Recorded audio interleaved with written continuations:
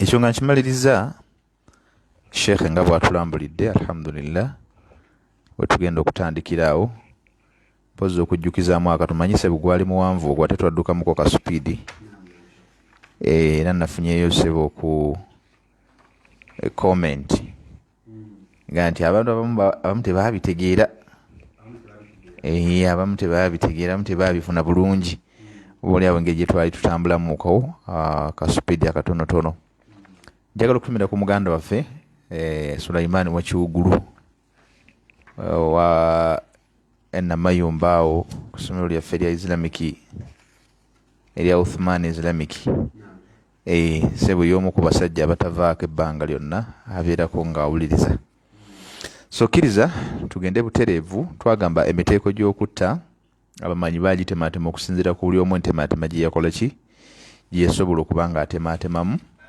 era nga twagamba ku mulundi gwaffe guli ogwakulembera nti tetuli interested na miteeko gy'abangi gye baatemaatema,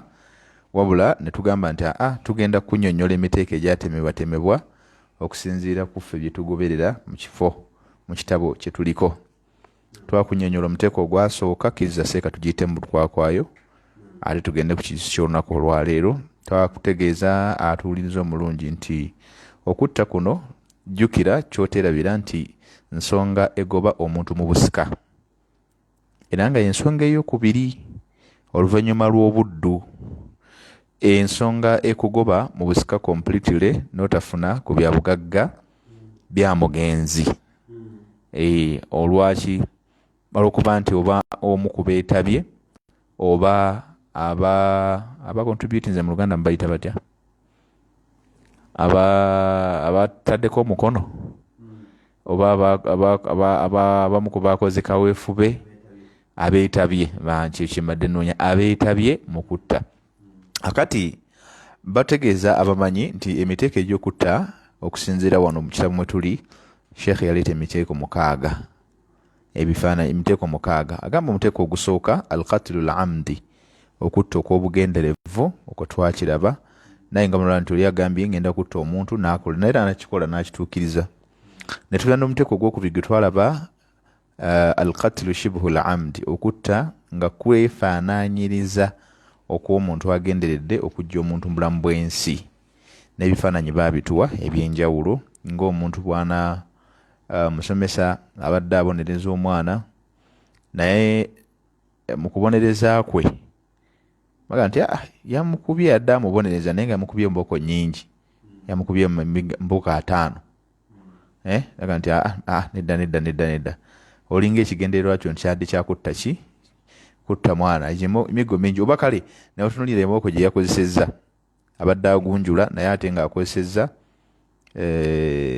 ettabi lya muti mu kifo ky'akaswanyu. Kakati ekyo kitegereka oba omusomesa yabadde agunjula mwana ye yakanyuza ejjinja nerimukwata ku mutwe nti yabadde amubonereza mbebanako bwetyo n'afundikira ng'omwana amugye mulamu bw'ensi. Omuteeko ogwokusatu ne tutunulira al-qatl al-khata, okutta okw'obutanwa okw'obutali bugenderevu mu butanwa, ng'omuntu agenze mu kuyigga n'akola ekyo kyateekeddwa okukola ng'abanyobegge tumanyi atega entuula ze n'aleeta amayinja ge n'aleeta amafumu ge embwa ze, alabye oba yatracinze we yakakasiza nti ensolo weeriso ng'ate we yayise oba oliawo nga waliwo n'abantu abawangaalira eyo oba abalimayo, najja mu butanwa agenda asindika ensolo oba embwa ogenda okukwata zikwata muntu nga zimulumaluma nga zimutta, oba ne zimuluma n'aviirako okufa, oba ne bamukuba effumu oba ekirala kyonna ekisobola okumujja mu bulamu bw'ensi, naye nga tebaagenderedde kuyigga muntu. Ekigendererwa kyabwe kyabadde kya nsolo. Ekyo ntwagulaba omuteeko ogwo. Omuteeko ogwokuna ne tugamba al-qatlu bitasabbubi, okutta nga gw'oviiriddeko ensonga. Ne twakiraba ng'omuntu okuba nga twalaba example ng'omuntu okusima ekinnya oba omuntu okusima ekinnya nga kale asimye luzzi mathalan, nzizi zino zebafunye nga olaba embuzi zezedda nga kigendererwa kya kunoonya amazzi we gali bagafune, naye ekinnya ekyo ne bakireka nga tekyasamye. oba basimye toilet ne bagireka ng'eyasamye nga tebabisseeko baku alaatinga muntu yenna atambula nti ekintu ekyo kya bulabe, kati omuntu oyo n'akigwamu n'afa. Okwo twakutunuulira alqatilu bitasabub nti lawula hatha alhufra, singa tekyali kinnya ekyo lama maata shakhs, omuntu teyalikoze yali talina kufa, yali tagenda kufa. Amma annawu alkhamis, omuteeko ogwokutaano gwe twayogera ku muli majara mujra alkhata, kyekyo ekiba kitambulidde mu mbeera eyeefaananyirizaako okuba ey'obutanwa nga bwe twalabye wali shibhul amdi. Kati majara mujra alkhata kyekino kibaga kino twakiramu emirundi ebiri. Waliwo ekisobola okujja nga sayidi emu yeekubidde ku kuba nti kya butanwa, sayidi emu nga tegwayo, ate ne tunulira sayidi endala ne waliwo ekirala kirwali ekyokubiri nga kyo kirabirira ddala nti yabadde ensobi. Ebyo ebintu bibiri bye twabitunuulira nga bwe tulaba. For example twagamba kiri ekisobola okujja nga sayidi emu kyefaananyiza okuba nga kyansobi nga sayidi endala si kyansobi. Wayakuna alqatilu an tariqi mubashir, nga kisobola okuviirako omuntu okufa okwembagirawo oba okwamangu. Kainqilabi naima ala insanin fayaqtuluhu, twatunuulira ng'omuntu aba yeebase n'aba nga mu kukyuka kwe ate akyukidde ku muntu, omuntu n'afa mu mbeera efaanako bwetyo. N'agambye ogwokubiri naw'un huwa fi maana alkhata min wajhin wahidin, ne wabaawo omuteeko mulala ng'ate era gwo guli mu muteeko ogumu gwefaananyiriza okuba nti gufaanana ensobi oba obutanwa. وهو أن يكون القتل عن طريق التسبب كما مر مثاله في النوع الرابع. nga kiri kye twalabye nga bagamba nti omuntu asse naye asse ku kkubo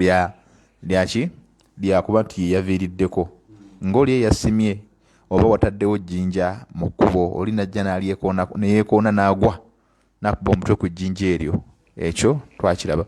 Then annahu sadis gwe twakomako ku mulundi guli ne tugamba nti alqatilu bihaqqin, okutta okw'amazima, okutta kutalimu bulyazaamaanya. kakatilu sa'il alladhi yasuulu ala madha ala al-insan. Olwaliro tetukyalina babbi nno mu Uganda, tulina bassi. Simanyi oba okimanyi sheekhe ekyo? Tulina batemu. So nga omuntu azze ng'ayagala okuggyako ebibyo najja okunyaga, naye mu kwerwanako naawe Allah n'akusaasira n'omwesooka n'omukuba ewatta n'agwa n'akola ki? N'afa. Fahadha qatlu bihaqqin, yani tadfau an haqqik,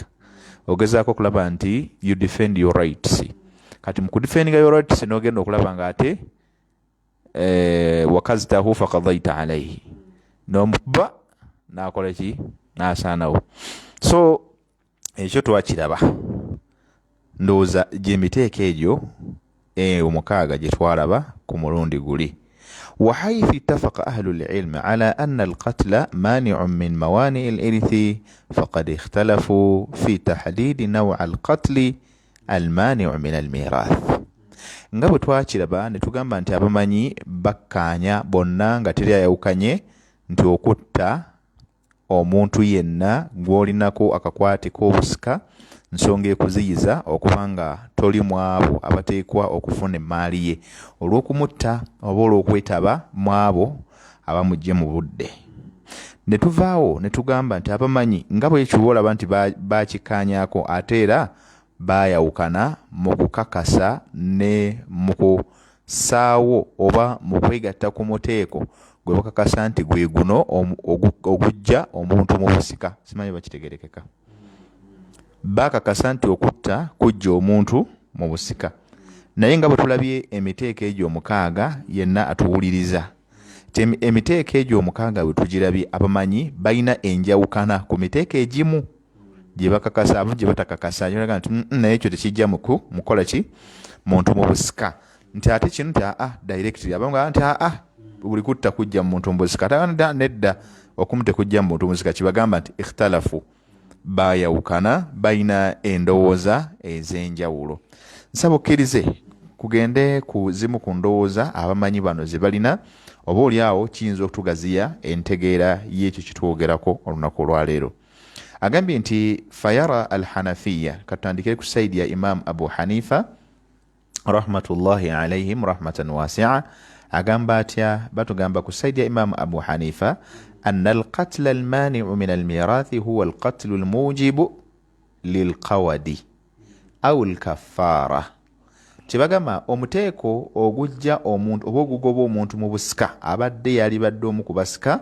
naye ne kiwunzika nga tateekeddwa, yoyo singa aba assa omuntu nga gwasse kimukakasaako kola compensation ey'okuba nga either naye attibwa oba okuwa omutango. Okutta okugoba omuntu mu busika ku saidi ya Imam Abu Hanifa gye tuli batugamba nti okwo omuntu yenna gw'obadde olinako obusika ne weetabamu abo abamugye mu budde ne kikkakasaako ggwe okubanga naawe ottibwa ku lw'okumutta oba okuwa omutango. Agambye nti kyava agamba nti fal awwalu al amd, ogusookera ddala mwe muli kye bayita al amd, wa huwa an yaqsuda darbahu bimuhaddadin, ng'omuntu okumalirira okukuba munne n'ekyogi ekigenda okumuggyawo obanga ekitala, effumu, ekyambe, ejjirita n'ebirala. Au ma yajiri mujrahu, oba ekiyinza okutambuliramu ebyo eyinza okutambuliramu ebyo ebyogi ng'ejjinja essongovu lina mayinja amazungu etugamba amazungu. Simanyi lwaki buli kintu bakiyita kizungu ebimu. Kiringa Omuganda bwagenda ebusoga ne bamuwa ensonga nti nalidde enkoko ŋŋanda nga atali busoga. Kakati babiwa gye bitali bagayita mayinja mazungu naye nga balusimye ku lusozi lw'ewamala. Kati nobuuza abazungu bye bajja ne bagaplantingawo. Walillahi alhamdu. Almuhimu kyetugambye kyekyo n'ekintu ekifaananyiriza ekintu ekyogi kyonna fi tafriqi l ajza, mu kubeera nga kyawukana mu bitundu ebyenjawulo. Wathani, naye ate ekyokubiri, omuteeko gwokubiri, yani thalathata aqsam, gulimu emiteeko esatu. Gwe muteeko gwokutta omulala gumita shibhu lamdi. Shibhu lamdi ebituli kwa Imam Abu Hanifa. Shibhu lamdi kyekintu ekyefaananyiriza okuba nti omuntu yagenderedde okutta. Twakirabye ng'omusomesa wayinza okupanishinga omwana embooko eziri beyond the normal limit, yes, n'amukuba ekisuusu oba n'amukuba ewabi, yabadde yeesaagunjula naye ate n'atakuba. Efe manyi taata waffe yagamba nga kuba ku nnyama ya gavumenti. Simanyi ko wakawulirako mukube ku nnyama ya gavumenti. Simanyi wa gavumenti egaba ennyama eri abaana naye nga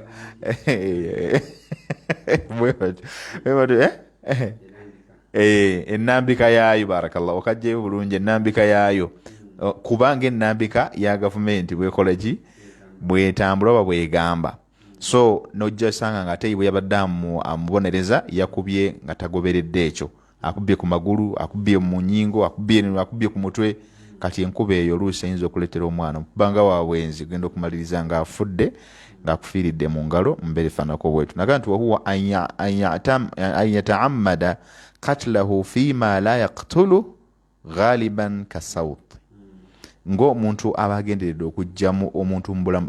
Bakitutte nakuba nti kya bugenderevu. Omuntu agenderedde okutta omuntu naye nga kyamuttisa, ate tekijja mu ndowooza y'omuntu nti yabadde agenderedde okukola ki, okumutta. Kasawti, ng'omuntu okwata akaggo. Buno obuggo bwe tumanyi obuswanyu. Wal khata, ate gwe omuteeko omulala bwe butanwa, ka an yarumiya saidan fayusibu insanan, ng'okugenda okuyigga ate n'abanga ayizeemu muntu mu butanwa mu butamanya. Wama yajiri mujra al khata, gye emiteeko esatu gyagambye, n'ekyo ekiba kitambulira mu mbeera ekifaananyiriza okuba nga kiringa mu butanwa, nga bwe twagambye inqilabi naim an shakhsin fayamuutu mubasharatan, ng'omuntu abadde yeebase bwe yeekyusiza ate ku mulala, omulala n'akola ki, n'afa. Bisharti almubashara, nga oliko akalombolombo k'okubeera nti omuntu oyo asobola okufiirawo mbagirawo. Bisharti almubashara, wakategedde bulungi nti eriyo seeka Allah abantu beyawakiro, naye nga bwe yeekyusa bw'ati jamaa bakuggyako mujje bakuggyako mujje. Owulidde? No, wanqilabi naimu ala shakhsin au suqutihi alayhi liyamuuta bisababi dhalika. Waliwo omuntu okuba just nga badde yekyusa ate ne wabaawo manyi wali ate abasula mu buliri nga batambula n'agenda okwekkaanya nga eri abasuze wansi nga ye yasuze waggulu ate yasuze waggulu nga ye mungi kati mu kwekyusa najja ayitawo buterefu najja agwa kuwona eyabadde eyasuze wansi ku seminti okumpi n'ekitanda. Nedda awo tebatera kugwira abantu tugaba bana bagwiridde abantu. Okimanyi nti omuntu bweyebaka azitowa yes omuntu bweyewaka omuntu gwosula nga mulamu atunula bulungi ayawukana n'omuntu nga yeebase. Obadde waliwo ekigendereddeko anti omuntu eyeebase aba afudde abanga afudde. Jjukira omuntu bw'afa amaanyi ge gonna aba takyesobola. Kati omubiri musitula nga abasitula ekidomola ekiteesobola wadde. Kati n'omuntu bweyebaka bw'atyo. So omuntu bw'ajja n'agwa ku muntu ku munne abanga enkonyogo gye bakubye kiro zonna n'azikubako nga bw'otaba sitede oba n'akugwako anaweya ogenda kumaliriza ng'ate ofunye obukosefu bw'amaanyi ddala. Sinakindi n'okufa nga bwe tukirabye. N'olwekyo ogwo gwe muteeko ku sayidi ya Imam Abu Hanifa nga bwe tukirabye mu nnyonnyola ya sayidi eyo. Kkiriza ate tugende ewa Imam Maliki rahmatullahi alayhim rahmatan wasi'a. Agamba atya? Agamba nti anna alqatla almani'u min almirathi huwa alqatlu alamdi aludwan. Kubanga ye atematemamu okutta yakutemamu mirundi ebiri ku sayidi ya Imam Maliki. Yo tojja kusangayo khata. Baina alqatlu alamdi walqatlu shibhu alamdi yani aludwan. Kati agambye nti ku sayidi eno batugamba anna alqatla almani'u min almirathi huwa alqatlu alamdi aludwan faqat. Bagambye nti obukutta okugoba omuntu mu busika okugamba nti toli mu abo abateekeddwa wadde obadde olina ebisaanyizo kwe kubanga oli omu ku basse omuntu gw'oteekeddwa gw'olinako obusika n'omutta mu bugenderevu oba n'omupangira oba n'okola kyonna oba mu mbeera yonna n'obeera nga ava mu bulamu bw'ensi nga gw'olimu ku main cause duna sa'iri anwa'i alqatli. Bo tebalinayo miteeko mirala giri gyonna gye twalabye omukaaga gyo tebagwayo. Balina emiteeko ebiri ku sayidi ya Imam Maliki. Balina omuteeko ogwa alqatlu alamdi wa shibhu alamdi au amdi alkhata bamuyita amdi alkhata. So mu mbeera efaanako bwetyo. Walqatlu indahum naw'ani kikibagambye amdun wa khata'un au amdul khata. So ku sayidi ya Imam Maliki bwe batyo ne batunnyonnyola nga kyo bo bakikomyawo tebakyongerako tebakiwa ndowooza yakubiri nga bw'ogamba. Kale bwe tuvaawo ne tugenda ate ku sayidi eyo ndaba yakumeka si yakubiri katugenze ku ndaba ate ey'omulundi ogwokusatu. Bano no bamanyi bye bakubaganya ebirowoozo. Naggambye bonna bakkiriziganya nti okutta kugoba omuntu mu busika. Baawukanirawa kutta kika ki oba okategedde ako? Kutta kwa muteeko ki? Mwegyo omukaaga gye twalabye kutta kufaanana kutya? Okugenda okugamba nti Muhammad abadde mutabani wa Sulaimaani olw'okuba nti yeetabye mu kutta. Okutta okwo kuli describe nti yassa atya bw'ati ne bw'ati ne bw'ati. Nti okutta okwo kumugoba mu buki? Mu busika. Enjawulo weeri awo oba enjawukana mu ntegeera ne reasonings ez'enjawulo ku sayidi y'abamanyi awo weeri. Ne batakoma okwo ne batugamba wayara Shafi'iyya ku sayidi ya Imaamu Shafi'i rahmatullahi alayhim Imaamu wa Kayongo alhamdulillah. طيب أن القتل عمدا أو قتل عموما يمنع من الميراث. Ewa Imam Shafi batugamba okutta kwa kube kwa kikaaki mu miteeko gyonna gye twayogedde omukaaga oba ne gye tutayogedde kwonna kugoba ne kuziyiza omuntu mu busika kukugoberamu ddala completely. Weta amdan kana am ghairihi, si nsonga kubadde kwa bugenderevu oba nedda. Madmunan kana au ghaira madmunin, okutta okwo kukukolako kwetagisako compensation, amakulu kwetagisako penalty kwoyasenga kafaara n'ebirala bakawadde. Am ghairi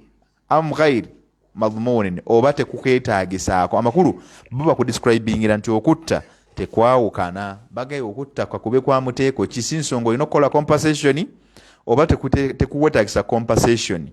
wakubye omubbi yabadde omuntu yabadde azza kulumbi ogenza okwekanga booti ng'ate omulinako oluganda yabadde akulumbye okusaanyaawo ng'ate omulinako oluganda kati olw'okubaawo kw'okutta okwo okubadde wakati wo naye nga weetaasa inda Imam Shafi'i bagamba newankubadde tolina compensation gy'ogenda kukola lwa muntu oyo yabadde akulumbye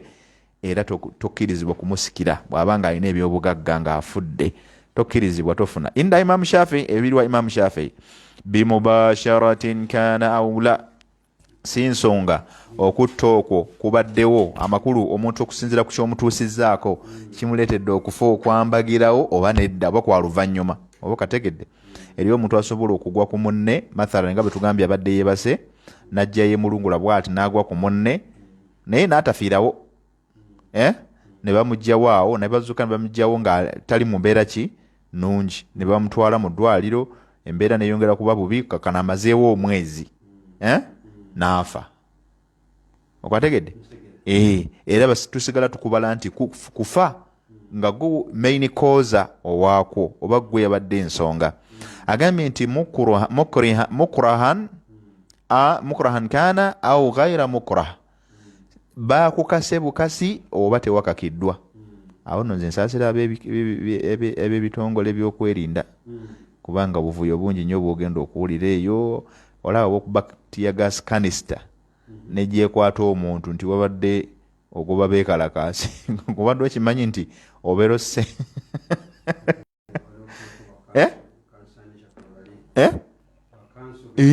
mu busiraamu obeerose era baganda baffe abasiraamu abali eyo Allah obeerose va ku bino ebya slight mistake simanya bino bayita batya collateral damages simanya biki webityo babiwuliriza bulungi eno mu busiraamu obeerose si byagamba nti obeerose singa kizuuka nti kanisita eyo gwe wagikanyuze naye endama ramaita wadde ogikanyuga asaba insanan kakubye muntu bwe kamukubye bwe n'afiirawo ne kizuuka nti emmundu yo ye yakakanyuze kubanga kamera gye ziyise eziraga ebintu ebyo ne bagamba nti kavuddewa olaba ono ye yakakanyuze okategedde bulungi singa kizuuka nti yeggwe khalas tebagenda ku hadha yani kitwandise al-ishtika shakhsiya ogenda okubanga gwe omuntu omu gwovunaanibwa tetujja kuvunaana kitongole ekikukozesa anedda tekirimu so awo shakuwa eraisingibwa ku ggwe yakikoze so si ku kitongole kyokola ki kyokolera awo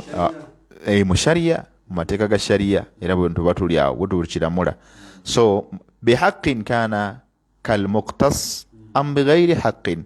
bakudescribingira ku saidi ya Imam Shafi'i batugamba nti okutta kakubeere nga kwabadde kwa mazima ng'era wattidde mu mazima ng'okubanga wabadde qadhi oba okubanga wabadde mujulizi oba okubanga wabadde mulamuzi nga wabadde olina okulamula ku nsonga eyo ng'ate gw'olamulako omulinako haqqi y'obusika okategedde enda Imam Shafi'i bagamba si nsonga okutta okwo kwabadde kwa mazima oba tekwadde kwa mazima tokkirizibwa oba okategedde sheikh enjawulo Imam Shafi'i kubalala ku Imam Abu Hanifa ne Malik obitegedde yagambye ne kubanga kwabadde kuno okwaffe kutumanyi okuyitibwa imma qawadan nga kwadde kwa kwesasuza nti oli yasse munno oluvannyuma naye ne bamuteeka mu kooti ne bamusanga ate alina okumusalira omusanga ate wa luganda lwate nga aminako obusika kati ekyo nakyo bagamba nti bakigoba ewa Imam Shafi'i tekikola era bakubalanga omussi wadde walamulidde mu mateeka maki matuufu au shuhida alaihi bima yujibu katluhu oba nga omuntu yawereddwako obujulizi ng'obujulizi obwamuwereddwako obumulumika era nga bumaliriza bumututte mu abo balina okuttibwa bw'obanga bamuwaddeko olaba ne bwe bujulizi enda Imam Shafi'i nako kukulemesa okuba nti bw'otyo obeera mu abo abajja okusikira ku muntu oyo yes kyeyo kyennyini namulabye ngatta maama namulabye yagaludde bwati jambiya n'atemako maama ensingo wala qaddara Allah awulidde so kati noba nga gwe wajulidde omwana n'ojulira ku kitaawo oba n'ojulira ku nnyoko yahe ewa Imam Shafi'i yagamba nti okujulira okwo maama wo bwe bamutwala mu kyembaazi zaabo abateekeddwa okuttibwa oba kitaawo nebeera nga bwatira nayekoleddwako kisaasan kati gwe kati tugambe gwe yawaddeko obujulizi gwe oli mutabani w'omugenzi n'oyo gw'owako obujulizi kati ate ng'alina okulamula ate era naye mutabani waabwe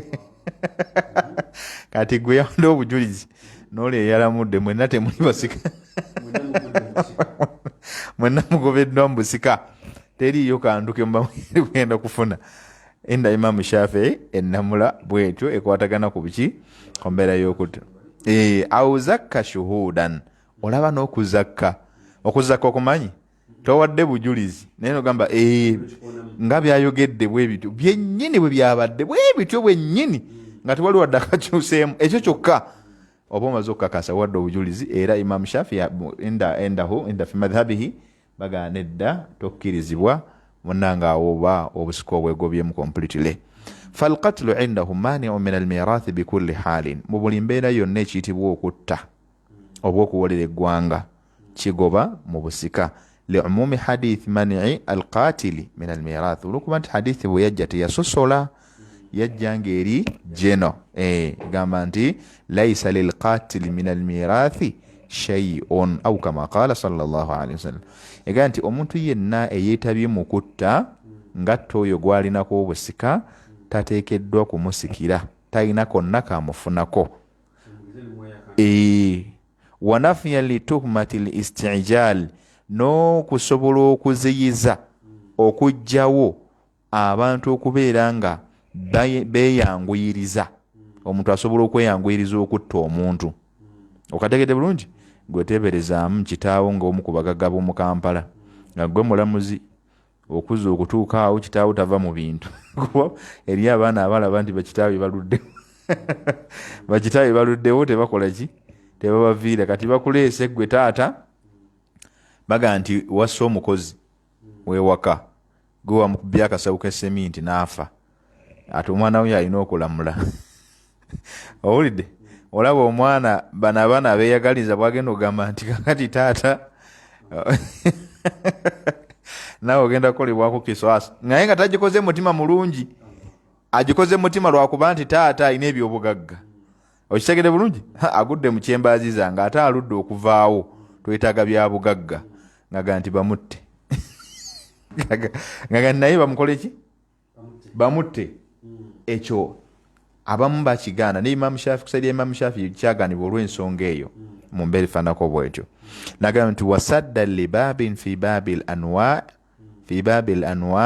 yani fi baqi al anwa'i al ukhra lil qatl n'okusobola okuziba omulyango ku miteeko gyonna egy'okutta emirala egitayogeddwako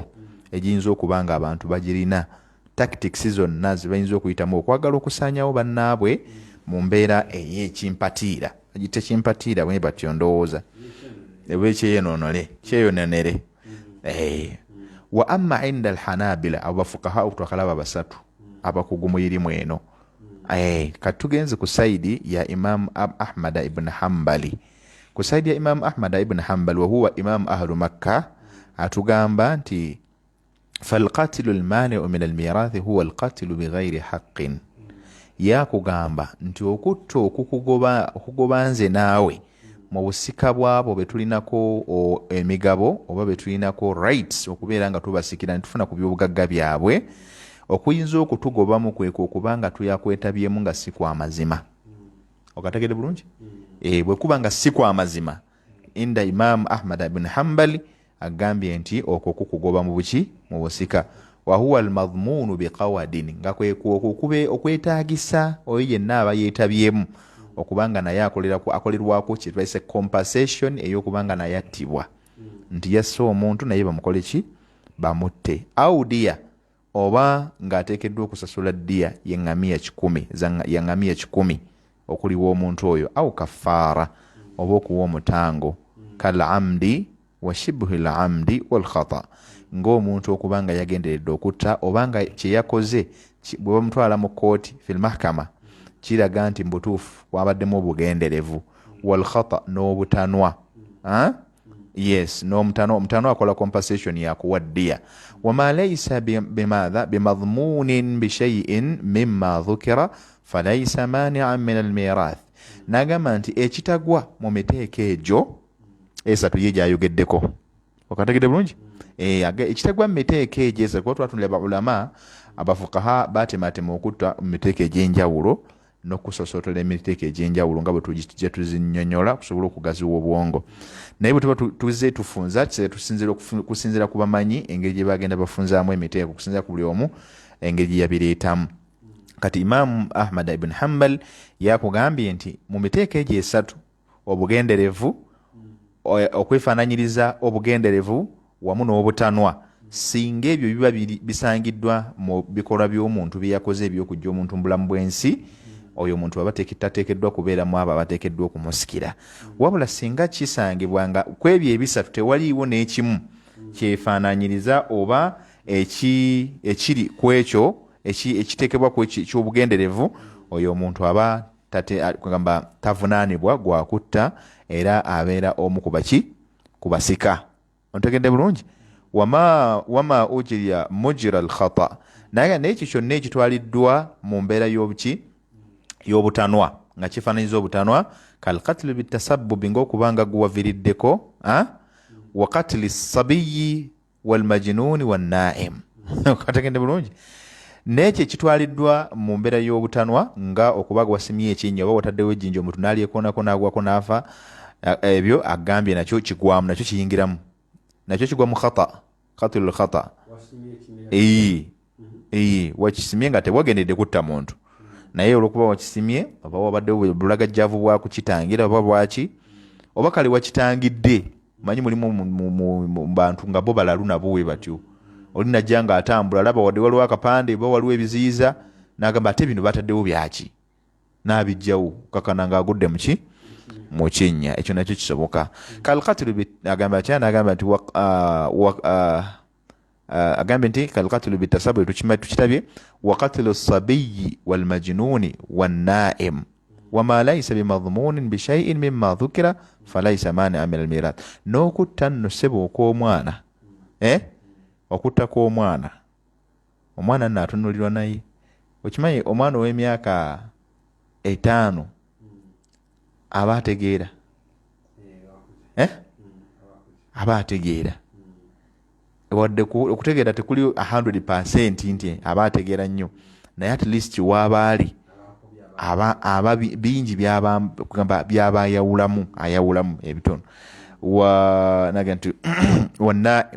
walmajnuni wannaim n'omulalu okutta kw'omulalu kadhalika n'okutta kwani kwoyo eyeebase wakuba wano sinnaba kumanya ekituufu nti hadisi ya nabbi wano tekola sallallahu alaihi wasallam egamba nti rufi alqalami andi thalath ani naami hatta yastayqidh wa ani sabiyi hatta yablugha wa ani almajnuni hatta yafiq au kama qala kati gino bajitundire nga gino gye gikumiteeka egigoba ssebe wadde oli mulalu naye notta mukaddewo yaakhe kikugobya mu busika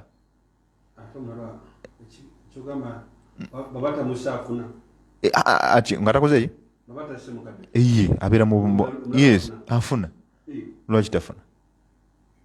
gwe omusubira gwe olina garanti nti agenda kubeera mbulalu ebbanga lyonna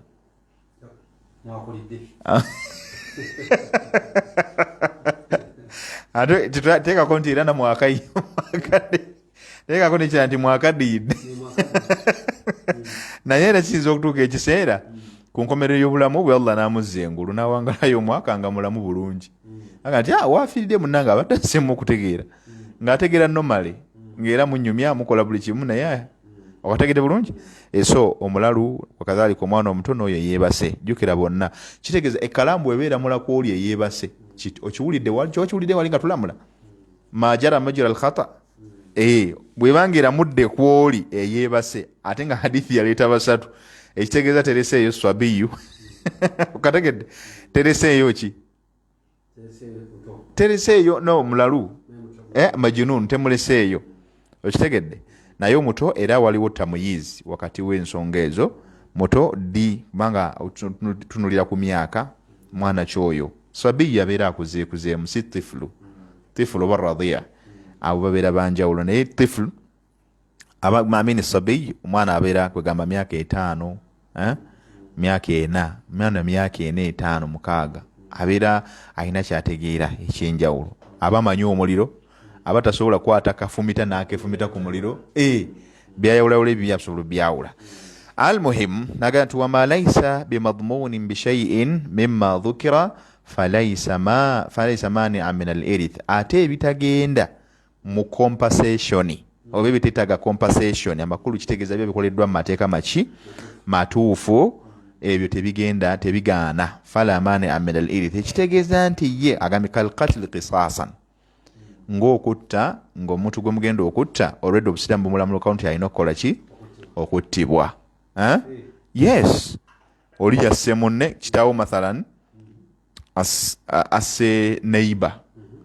kati nemulanso neguletebwa mu kooti nga gwe mulamuzi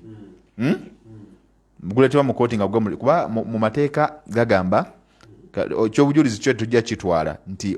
abaana bavuddeyo bajulire ku kitaawe era obwo obujulizi tebukkiriza mu kooti omwana okuba nti agenda kujulira ku ki amanyi bannamateeka nabo batwala enjogera y'Abaganda egamba tensima tesala gwaki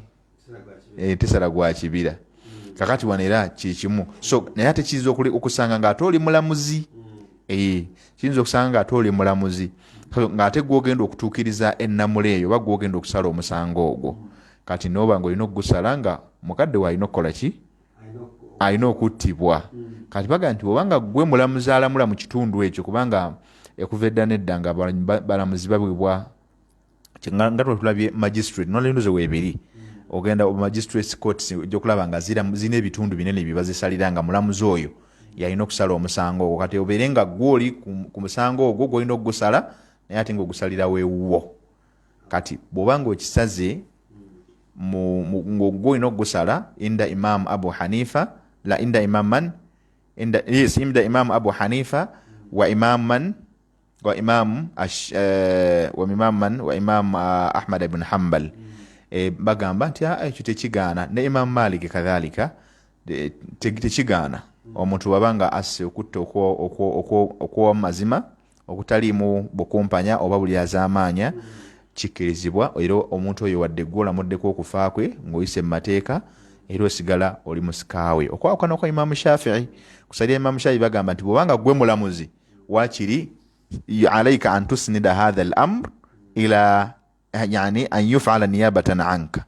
oteekeddwa omulimu ogwo okusobola okuguwa omuntu omulala negukolebwa ku lulu si gwe oguyimire wakiri gute leero ekooti omusango kyemanyi ndoza kikkirizibwa mu mateeka omulamuzi okugaana okusala omusango n'agusindikira munne kikkirizibwa kyemanyi kyekitu wanyi naye nga kyemanyi kyekyo asobola okugukola ki asobola ogupostponinga n'agulinza paka n'aguwa omulamuzi omulala oba n'agulinza omulala n'adda mu ntebe y'okusobola okugukola ki ogulamulako kimanyi basobola okwadijaaninga ne bakikola ekyo so almuhimu ekyo imamu shafii watu bagamba wakiri omusango gwongereyo gukwasa omulala yaba akikola gwoleme kikola owewale ekyokukola ki ekyokutta wakama law qutila al-adilu aw law qatala al-adilu al-baghi fi lharbi kati ng'omwenkanya bw'anaabeera oba omuntu omutuufu omwenkanya bw'anaabeera nga bali mu lutalo n'omulyaza amaanya mathala bali mu lutalo n'abalyaza amaanya kati najja mu butanwa natta omulyaza amaanya ontegedde bulungi okwo okutta nga gwasse mulyaza amaanya tekumukakasaako ki temukakasa kisasa anti bali mu lutalo kati njagala owere example law nufrid anna fi ghazwati badiri mu lutalo lw'e badiri jukira mwalimu ab'eŋŋanda ku sayidi zonna eri ab'enganda abasiraamu Ssaabagenzi n'omubaka sallallahu alaihi wasallam eri ab'enganda abasigadde ne bapeganizi b'omu Makka abasajja abashiriku abawarabu abasigala mu Makka kati mu lutalo lw'e Badiri basinkananga ezimu families ate nga yubarizuuna ailan biailin okitegedde famire ku famire ono n'avaayo famire no famire eri ono najja waliwo sahaba yalwana n'ekitaawe kyenzijukira mu mubaraza ogwasookera ddala yalwana n'ekitaawe okitegedde kati bwe kibanga dhalika yani hadha huwa alharb law nufrid nti bali lwakubanga almuslim ala almuslim hadha alharb wallah omusiraamu ku musiraamu tutuyinza kigeza bwe kityo naye kale nufrid tisinga kibaddeko obulabe nga waliwo obulumbaganyi naye nga bubadde ku saidi ate ya musiraamu nga ye mulabe ate wa musiraamu munne katon yes min almu'minina iqtatalu fa aslihu bayn kitegeeza waliwo ensobi waliwo ekibinja ekiba ku kituufu n'ekibinja ekibeera ku kiki ku kikyamu nga bonna bakkiriza law yusibu ahadun almu'min ila albaghi min almu'minin singa omu ku basiraamu agezaako okwanyugirira okuzzaayo obulabe bw'oyo alumbaganye mu basiraamu naaba nga amutuusizaako obulabe singa kikakasa nga yali mu mazima ayinza okumaliriza nga tawadde nga tawadde ddiya olwaki olw'oli okukola ki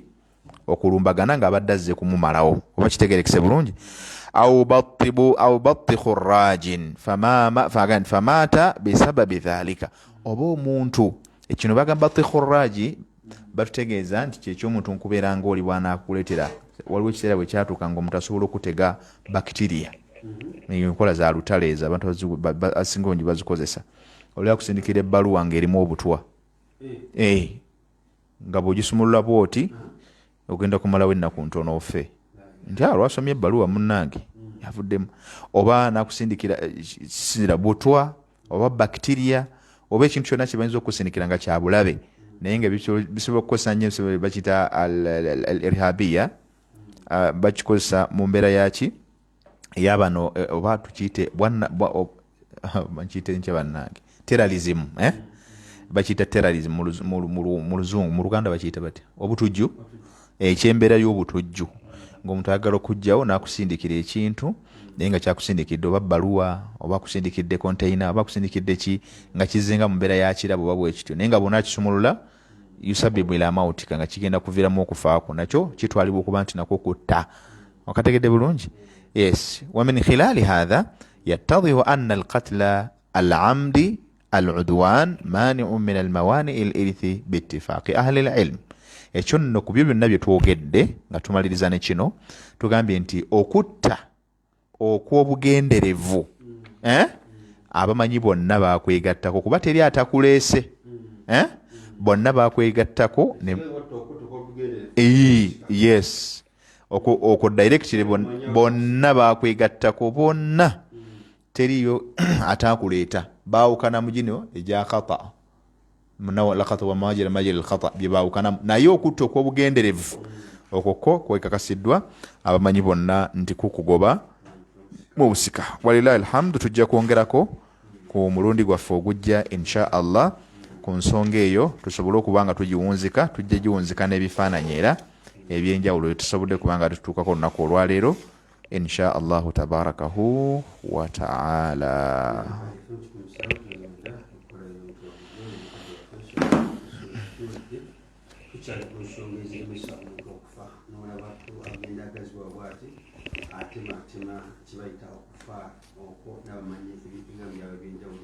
Okulamulako obusiraamu kwawukanako enamwe zisigadde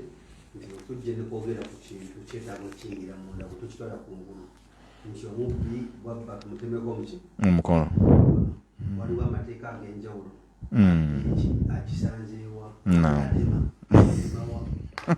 Allah akbar kituufu jabbi eki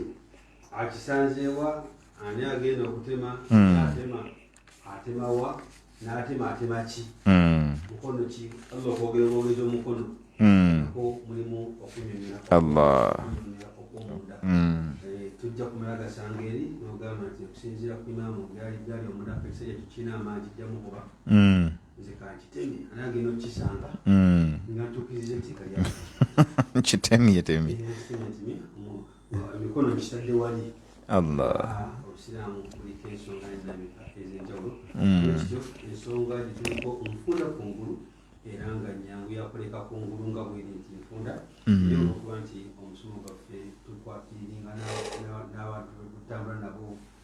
batuwadde obudde tugezaako okuyingira munda netubakwetegeera okufa n'emiteeko gyako oyinza okubeera nga tweyawulanga okufa miteeko gyako okiba nti okufa amusse omanya byonna bifaanagana amusse byonna bifaanagana waliwo amusawo ensobi waliwo amusse nga agenderedde waliwo amusse nga mu mbeera zonna ez'enjawulo olwekito sheekhe tumwebaza kadde katwadde okubeera amatwiga ebintu byonna mwetubibaza okubeera nga mukyaliko kubanga ensonga zino si nyangu bwotaziwabudde sheekhe kusaba mu dakiika otawera barakallahu fik njala kwebaza kusookera ddala abantu abatuwuliriza abaffe muli abafamire zaffe atubeebaza n'abalala bonna baganda baffe bonna mu busiraamu n'abatali basiraamu manyi oluddi yali eryewulizibwa bangi tubeebaza olw'okuwuliriza ate naddala bannamateeka bootera okukoonako abo tusaba allah ekitiibwa bibategeeze kuba bino bwobigatta n'ebiri ate obeera bw'amaanyi ddala kubanga weewala nnyo ogenda kumaliriza nga tokoze ensobi mu kulamulako oba mu kwolereza kwanyi ne umma ogiyamba kuba ejja kweyambisa mu bingi kale kkiriza mbeebaze ku lw'ensonga eyo ate nga mbasaba twongere tutule wansi tusome mbagamba nti Al-Hadiya Islamic Adult Education Center wali Kawempe kati wetuli biidhinillah tusomesa jangu osome eddiini jangu osome primary y'eddiini jangu osome idadi jangu osome thanawi ofune ebbaluwa esobola okuba nga ekwongerayo ate ku mitendera egiddako so nga tenja bategeeza seeka program gye twatandikawo ey'okubeera nga biidhinillah abagala okuyingira obusomesa naddala ng'olina ebbaluwa ya saabya aba P7 ey'eddiini jangu biidhinillah tukukwateko ate nga nkakasa nti ofuna n'ebbaluwa okuva mu headquarters ezitwala ebibuuzo mu ggwanga tugamba insha allah jangu tukukwateko mpolampola bbanga ttono nnyo naawe obeere nga weeyagala ennamba zino kanzibawe anaagala okutangala okusingako awo ku 0703 33 79 98 ne ku 0772 86 16 osembyeyo 070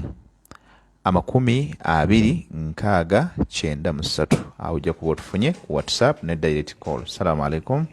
wa rahmatullahi wa barakatuh.